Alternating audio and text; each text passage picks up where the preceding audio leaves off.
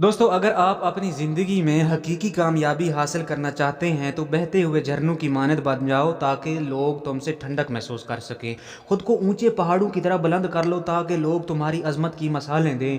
अपने कल्ब को समंदर की तरह वसी बनाओ ताकि तमाम दुख उसके अंदर सिमट जाएं। उस फूल की मानद बन जाओ जिसको मसल कर फेंक दें तो वो मसलने वाले हाथों में अपनी खुशबू छोड़ देता है। सुबह का झिलमिलाता हुआ सितारा बन जाओ जो भटके हुओं को मंजिल का निशान दिखाता है। कलियों की तरह मुस्कुराना सीखो क्योंकि ये दुनिया सिर्फ मुस्कुराने वालों का साथ देती है। दोस्तों, जो लोग बहते हुए झरनों की मानद, पहाड़ों की मानद, अपने दिल को समंदर की तरह, कुचले जाने वाले फूलों की तरह और मंजिल का रास्ता दिखाने वाले सितारों की मानद होते हैं, यकीनन ये लोग अपनी ज़िंदगी खुद के लिए नहीं जीते। ये वो लोग होते हैं जो दूसरों के लिए जीते मरते हैं। इसी मुनासबत से एक शेर भी याद आ रहा है, अपनी मिसाल तो ऐसे कि जैसे दरख्त खुद धूप में जल कर दूसरों को छाँव बख्शना।